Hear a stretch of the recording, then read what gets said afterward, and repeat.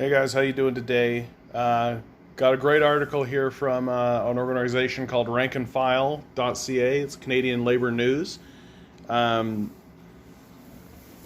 by Zaid Noor Sumar. Hope I'm pronouncing that correctly, but I'm sorry if I'm not. Ford government moving ahead with home care privatization bill. Basically, right after the long-term care scandal, the conservative government, which was planning on doing this before the pandemic, but then the pandemic hit, and so they put a stall on it. But now that things are cooling down from their perspective, because they're idiots, now they are moving ahead with new home care legislation that's going to privatize home care here in Ontario. So, days, it hasn't even been a full week, literally days after the breaking of this enormous scandal where the private healthcare system, the private home care system, or the private long-term care system has completely failed, obviously, right in front of our faces. The Ford government pretended like it cared about that, took the 5 places that were investigated to task, then did promptly nothing, put forth no investigations into any other long-term care homes, is completely disinterested and is hoping that it's just going to go away, is going to sweep it all under the rug, and in the meantime is going to privatize more healthcare services in the province,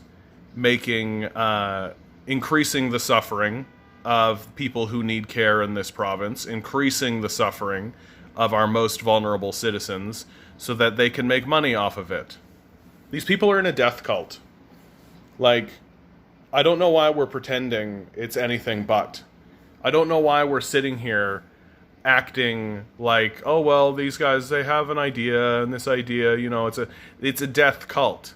They want to take money from the poorest, most vulnerable citizens and put it in their pockets. Mike Harris did it. Doug Ford is doing it.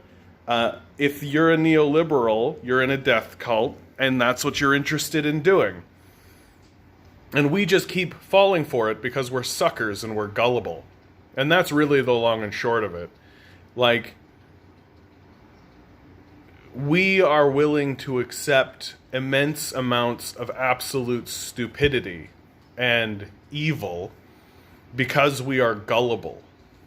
And we are willing to tolerate absolute asinine nonsense from not only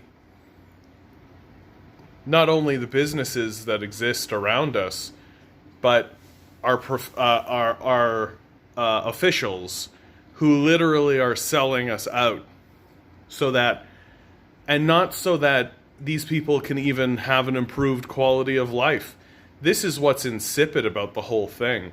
The money that they make pilfering it from your grandparents, who they jam into these long-term care home facilities that are infested with bugs, don't have proper staff, and the home care is not going to be much better, right? They're just going to abandon people in places. They're not going to have proper care workers. They're not going to pay these people well enough to ensure that the care that's given to these people is going to be worth a damn. And what it's ultimately going to result in is it's going to result in an increase in suffering for the people who require the care that they cannot get, and they will not get with a privatized healthcare system. I don't know how many times we need to see this narrative play out before we realize that privatization is a sucker's game. That before we realize that if somebody is standing up and saying that, oh, well, we should privatize that and a private business will do it better, that they're a grifter and a con man. I don't quite know what it's going to take before we're willing to stand up and point at these people during elections and say they're grifters and con men. I don't quite know what it's going to take until our media, which claims to act in the interest of the society, is willing to stand up and say to these people directly, oh, you're just a grifter.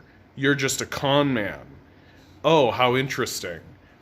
I don't know why the CBC isn't saying of every conservative in Canada, oh, you guys are grifters. Oh, you guys are literally just attempting to collapse functioning systems in order to rob as much as you can from those systems and put them in your pockets.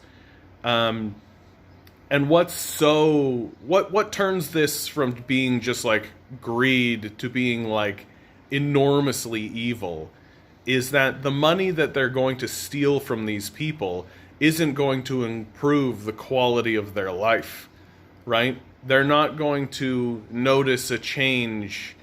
Like, their multi-million dollar portfolios are going to go up ever so slightly at the cost of the comfort and health and safety of our elderly and disabled. And they're not going to notice a change in that at all.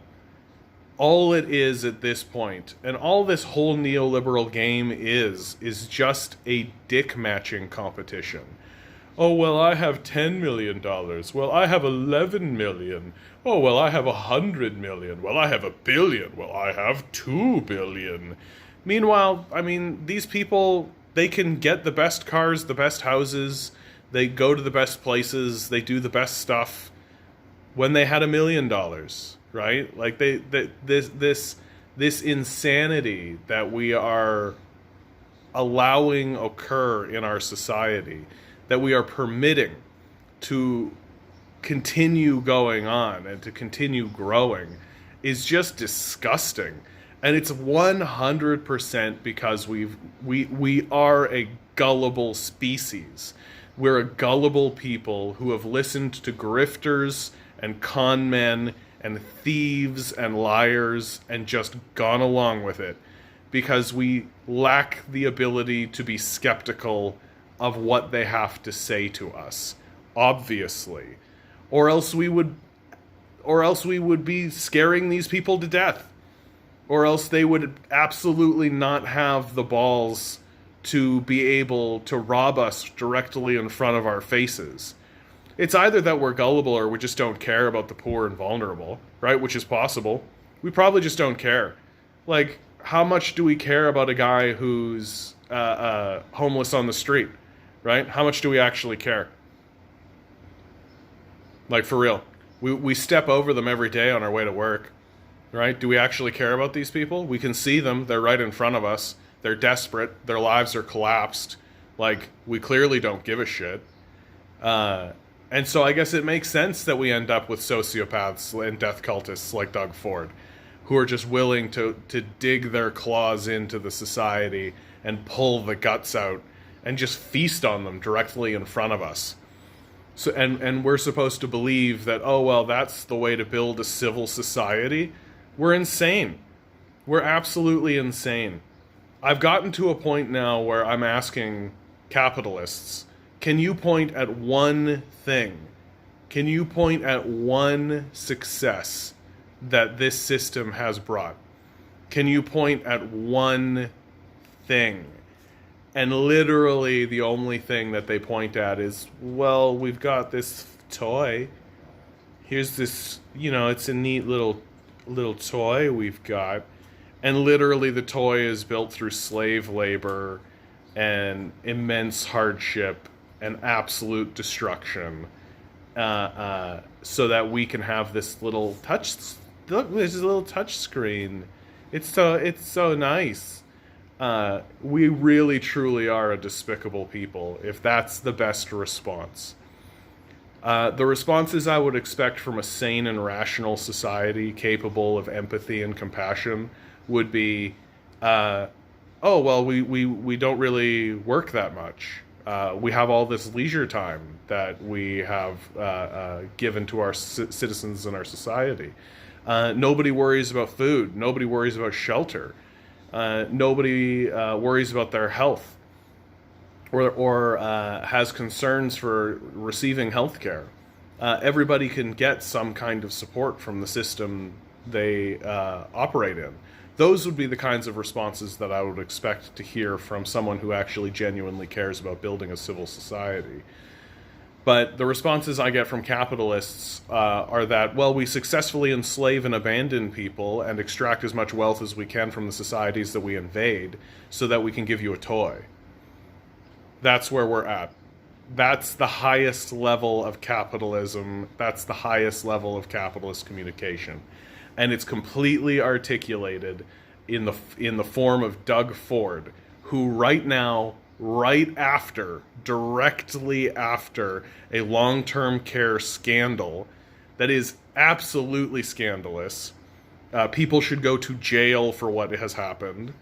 After this long-term care scandal, he's going to use the failed system that he has seen and has claimed to be, it's so despicable what I'm seeing, he claims. And so he's going to use that exact same system in home care now. And in fact, the people, oh man, I gotta do exact quotes on this kind of stuff. Let me come over here and do some exact quotes. The same people who are privatizing the home care, get this. Ontario Health's board of directors includes Shelly Jamieson, who was previously the executive director of the Ontario Long-Term Care Association, the lobby group that mainly represents for-profit nursing homes. So it's the same people, even. It's not even a different group of people who are just mistakenly going, oh, this lady here, this Shelly Jamieson, should go to prison. Absolutely. She should be indicted. She should be put on trial. She should go to jail, without a doubt. Because her whole career is clearly to act as a grifter. To clearly find a way to insert worthless middlemen into otherwise functioning systems and siphon resources away from the people who need it into her own pockets. That's her whole career. She should go to jail, and it should be a real open and shut case in my view. So we need to get smarter. We're not going to get smarter. It's going to take literal riots before we get smarter, right? We're not going to. A recent poll came out, and still 30% of the society supports the Conservatives. Still, 30% of the society supports the destruction of the civil society, the destruction of the ecosystem, the destruction of anything resembling a sane and rational structured society, wants the system to continue going, to collapse itself, wants us to perpetuate systems of death. 30% of the society is involved in a death cult. It's shocking. It's disgusting. I am completely disgusted by this. And boy, howdy, am I ever looking forward to voting this guy out. Am I ever looking forward to looking at these conservatives and just crushing them back into the hellhole they come from. Despicable people. I hope you have the pleasure of meeting me someday, Shelly Jamieson. I honestly do, so that I can spit in your face. Ugh, just disgusting. Good luck out there, guys. We gotta fight against these sociopaths.